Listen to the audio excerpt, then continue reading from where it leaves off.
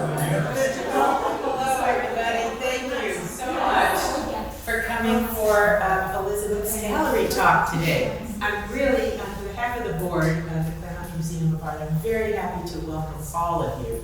This has been a most extraordinary exhibition.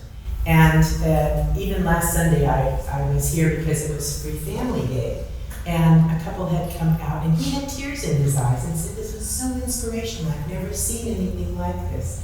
So, you know, we've touched people. Elizabeth and her team have touched people in ways that perhaps a regular, you know, art exhibition might not have. So you can see with all of the Post-its around that the reaction has been so welcoming. So at this time, I'd like to introduce Catherine McIntosh, who coordinates our exhibitions, and she will introduce Elizabeth. Thank you. No problem. Well, thank you all for coming. Many of you probably know about Elizabeth, but many of us know Elizabeth as a fellow alumna of Scripps College. And she began her artistic career studying sculpture with Aldo Casanova, who's a well-known sculptor to Claremonters. After completing her MFA at the Maryland Institute College of Art, she became well known for her fluid, weight-defying marble sculpture. They're just awesome. I remember seeing them at the Laguna Art Museum. And so she has quite an impressive resume as a MacArthur Fellow, an Annalee and Barnett Newman Foundation recipient, and a Smithsonian Artist Fellow. In recent years, Elizabeth has focused on community art events through ET projects. Some of you may have attended or read about Project Shoreline that involved 1,000 people carrying lighted umbrellas when in Laguna Beach in 2018. With the limitations of COVID in 2020, Mount San Antonio Gardens was fortunate to become a canvas for Project Lookup. It was a wonderfully engaging experience for the residents in the midst of pandemic isolation. So we look forward to hearing about your thoughts and inspirations and future projects of ET projects.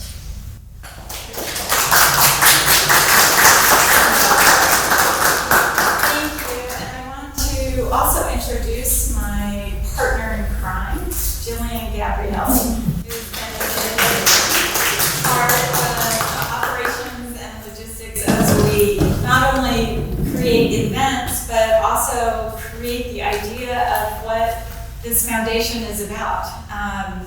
Just to step back to Shoreline Project, it was in 2017 that we thought not only our community, but the world community just needed a little bumping into each other with sort of a platform more of joy and excitement rather than the initiation of political conversation. And so we started just to brainstorm in many different ways about how do you create something that kind of gives prompts to a different type of attitude and a different type of bumping into one another. And lo and behold, that was the seed for the generation, the production of Shoreline Project.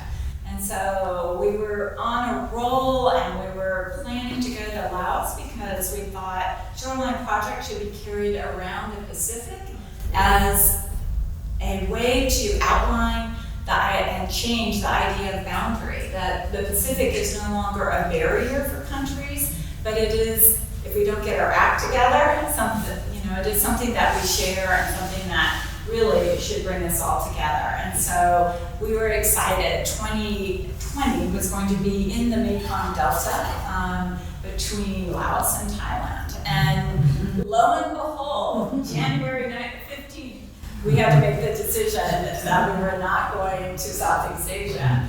And then fast forward, we thought we would just wait. But I think we've all learned that pivoting is an overused word. And it is definitely something, it's a kind of a state of being now, I think, for us. And this project, Look Up, is an example of the work of so many people and what's possible when you realize that art making can no longer, has to kind of shift from total control and the idea of a masterpiece or that studio practice that everything is kind of top-down hierarchy to a platform that's perhaps imperfect and that is truly the perfection of it. And I think by embracing that concept and not knowing exactly where we're going to end up, but growing the platform that we learned would work with Shoreline Project and adding to the prompts, we could create something that brought people together in a very different and unexpected way. And when it kind of went sideways, we would just go with it because we knew we could embrace that and make it part of the story. I think the idea to bring ultimately 650 people together in a small community at Mount San Antonio Gardens, the profile of the most vulnerable at a time where the most vulnerable were just getting bashed on the news, that we thought, okay, I guess we're going for challenge. You know, that's the impossible challenge.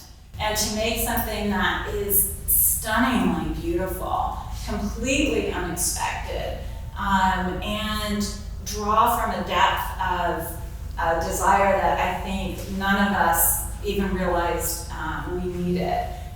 I think that the success of Look Up is most, when I paint the picture of our drone operator, a 30-something millennial, heavily tatted, biggest beard, he has to have the biggest mask I have ever seen in my life. Tearing up at the grand finale, just unable to speak because of this overwhelming sense of positive community, not just joy, but appreciation and trust.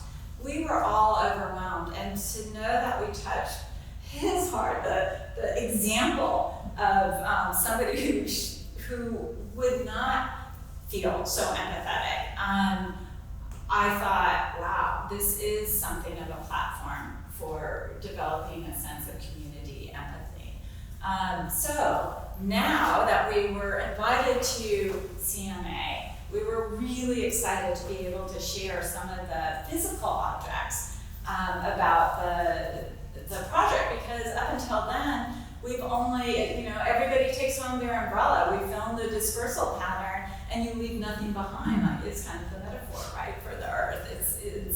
It's left pristine. But then, in the traditional art sense, well, what do you have to show for your effort? And I think putting this together took a while to kind of brainstorm what the physical artifacts would be, other than the umbrella and the mask. But we had a wonderful time bringing the stills to the forefront and trying to match the sound so that when you saw them, you heard again the day around you. I think that this room represents the voices of so many people, and that was again coming out a reaction from COVID. The idea that people are shut away, that we're all kind of in our smaller and smaller circles until it's a single individual in a single room is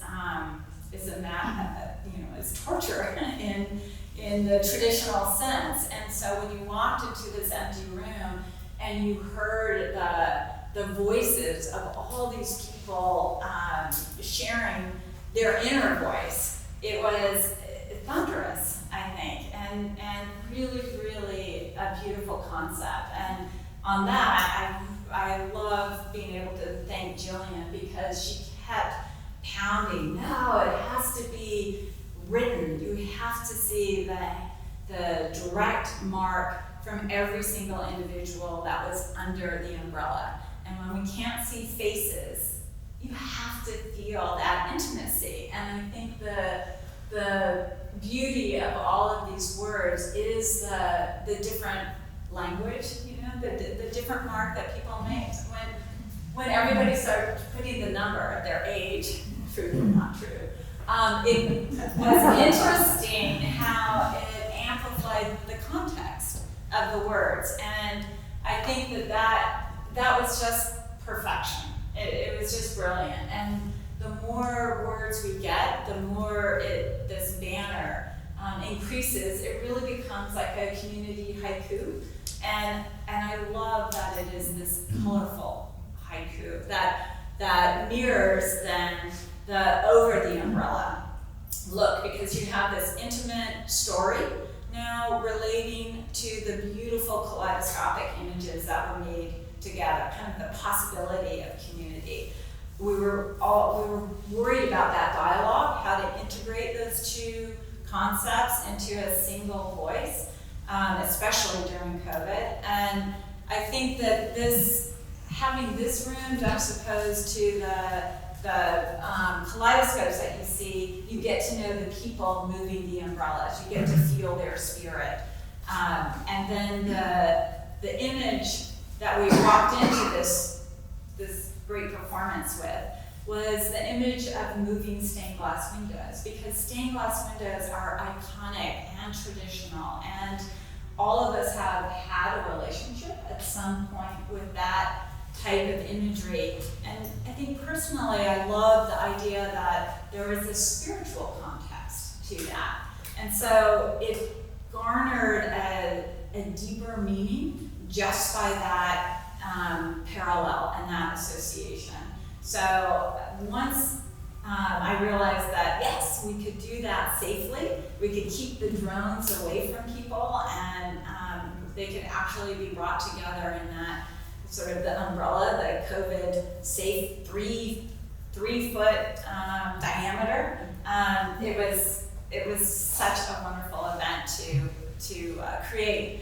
And putting it on here, I want to thank both you guys, Catherine and Elaine, because it has been a tremendous effort, and we've loved working with you.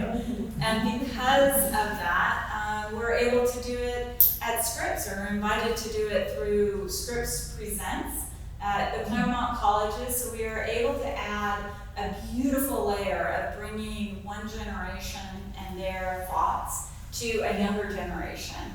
And who knows what will erupt or explode after that event. And again, it's an impossible timeline with impossible and ever-changing parameters. But I think September 18th in the morning, if you have your look-up umbrella, come join us and frame the campus. We would love to have you. So I will open the floor up to some questions. I'm not quite sure how long I've been yakking, but let's have some interaction. So, if anybody has any questions. Did you have your whole team that you had when we did this Shoreline project, like the drone and the dancers, or did you have less people? No dancers. It was drone. There was a single photographer, and we were very anxious because it was going into the height of COVID, and so we were very anxious to have too many people on the ground. So the community at Mount San Antonio Gardens, they had to learn it on the fly. There was no mimicry or, we brought speakers. We, wrapped them around their golf cart things, and they came up with the suggestions for the playlists, the various playlists. So we had sound, the platform was the same, the open areas and the sound as a cue. But because of the virus, we had 7 different venues so that people could safely move around, and there was enough space to always be able to stand back.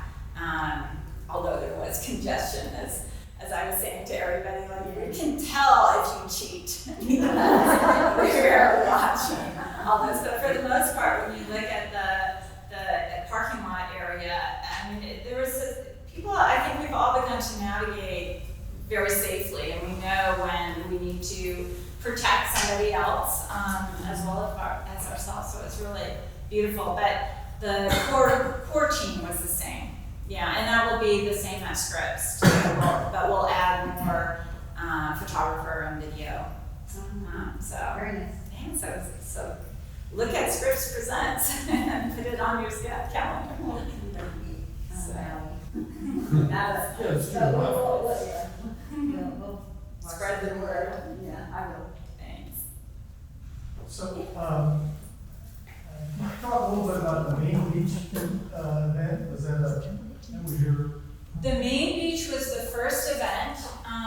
Never having worked with community in this way and people, we started off. I think that the museum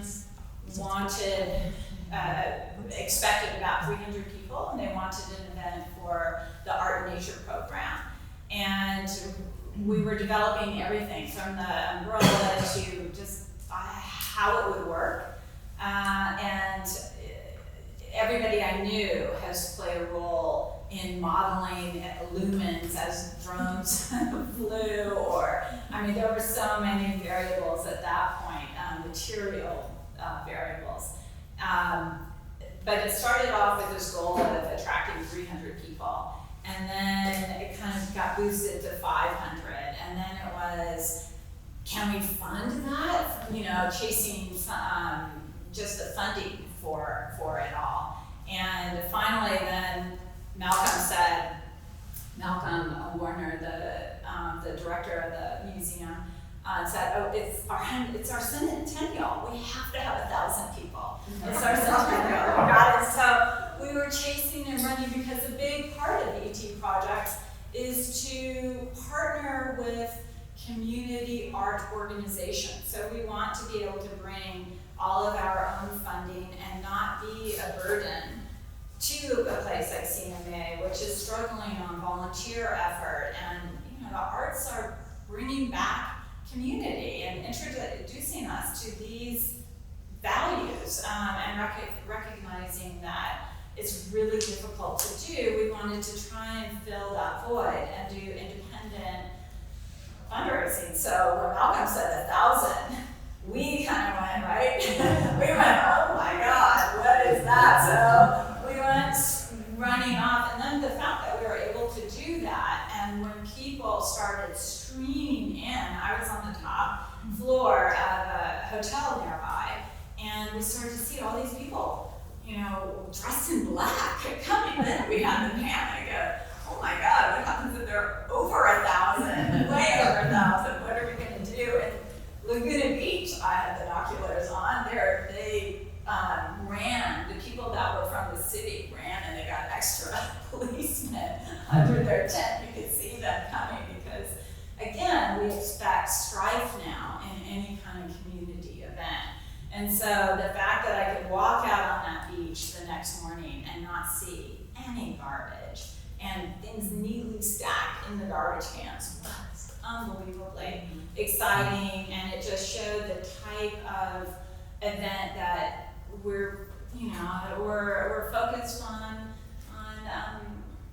creating, and the uplifting that is possible, and the desire to do, you know, for people to become a part of that. I think that one of the best ripple effects of the main beach event is just as you were saying, everybody still has their umbrella. And so the conversation that you do have this common memory and that we are all in it together. Yes, exactly. And we're trying to figure out how to upload everybody's beautiful photographs. Like, nobody took a bad picture that night. It was just tremendous. So that conversation, in meeting strangers in a different way, or even meeting your neighbor that is opposite politically, so you haven't talked to them recently, people were bumping into one another in that joyful way. So does that answer whatever general lead-in you gave me? So our are you going to use the interior of the Scripps campus? Is that the idea? Yes. And everybody there, everybody involved is going to get an umbrella as well? Yes, we have a maximum 1,000. We kind of feel secure that we know how to manage that. We're hoping that we have 3 venues, Jaqua, Lawn, and Bowling Green, of course, for the massive 1,000. Rose Garden and the Tierney Field. Tierney Field is so elastic and very safe because it's separated in 3 expansive parts. The pool part will be more choreographed and designated with Scripps students, and it's interior and can be safe that way. And Tierney Field, you can expand out into that large field. So so it's on the interior, though it is a community-facing event. You just have to be COVID vaccinated and check all the boxes like we're getting used to doing. And that we'll do the same again for an event that size. We have to gift the masks, so we'll have the matching masks for the umbrellas, and the concept will be the 4 colors. We'll organize by color and just make a huge wildflower bouquet at the end. It will be like a pop-up dance event, and 3 or 4 songs, and then we'll film the dispersal pattern, and that's it. There'll be a senior student DJ so that we have music that is appropriate and that comes from how they want to move. And rather than a light outfit or a light color as a canvas, because there's so much green in Jaqua and Bowling Green, we're thinking that I'm running this by the art gallery interns. Just to wear bright colors, just like this room, so that they look like confetti when we start playing, and that it becomes bold, and we can invert those colors and see what we come up with in a new way. But that's the gist of it. Really simple. The morning of Saturday, September 18th, and then everybody will be gone by noon, or the event will be over by noon. And then we'll start to, like we did here, over the next several months, show what they created together. Secretly, or kind of semi-secretly, my goal is to have an edited version, kind of what we tried to do for the gardens, but even faster now, the next day. So at night, they have a whole bunch of new blow-up screens that they can put around the campus, and more outdoor screens, just for how they're going to teach. So we're hoping that we can populate those with the video so they can see it right away, or as soon as possible.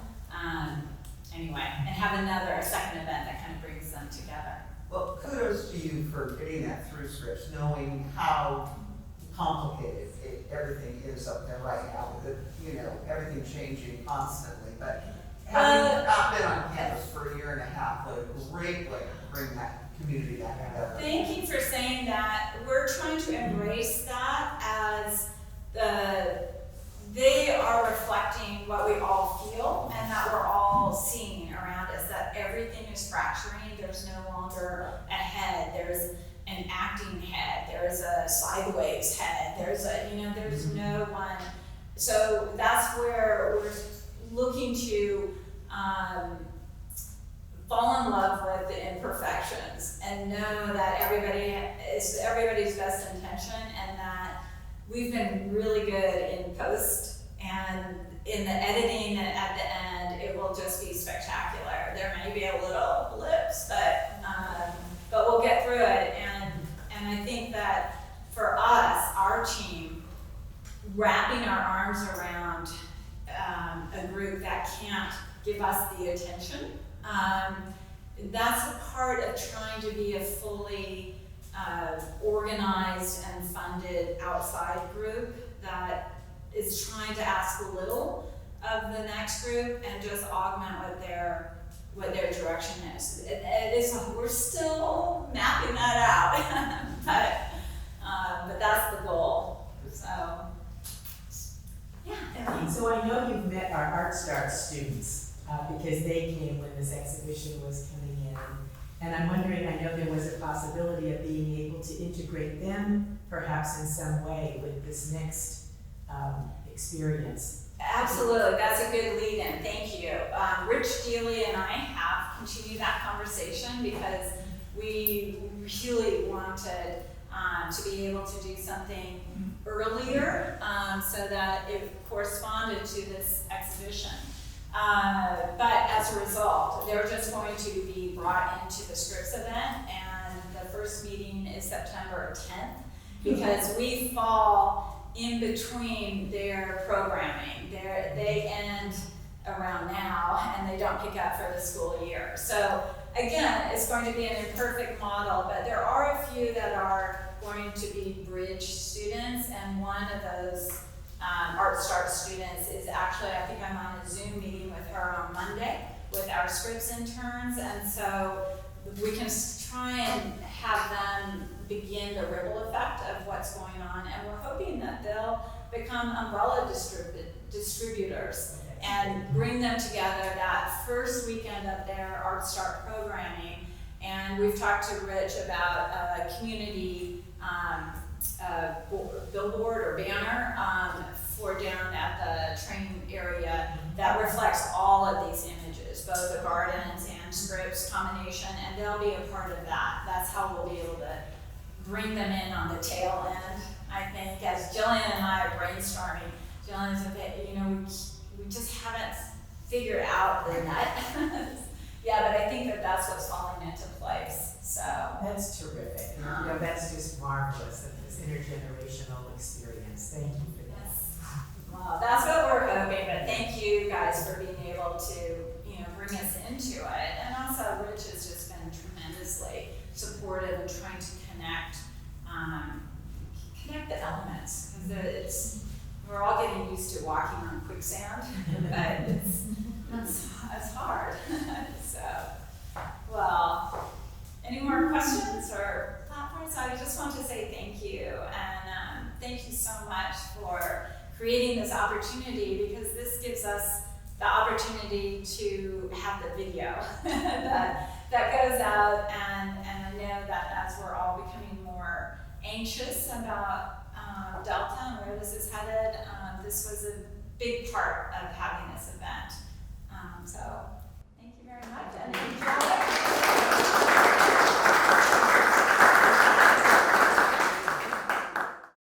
The images from the past exhibition will help us create the exhibition at Scripps, and make that, because our goal is that always the umbrellas are free and there's no barrier to entry, so to speak, for, it's just an egalitarian platform as much as we can make it. So, yeah, so we're experimenting with different ways to go about that. And just so you don't miss it, I wanted to explain there's some marvelous projections up in the windows. They're an automatic timer, so they're off from 4 to 6. It is the stained glass window, so at nighttime you can see it moving from the outside. So we did finally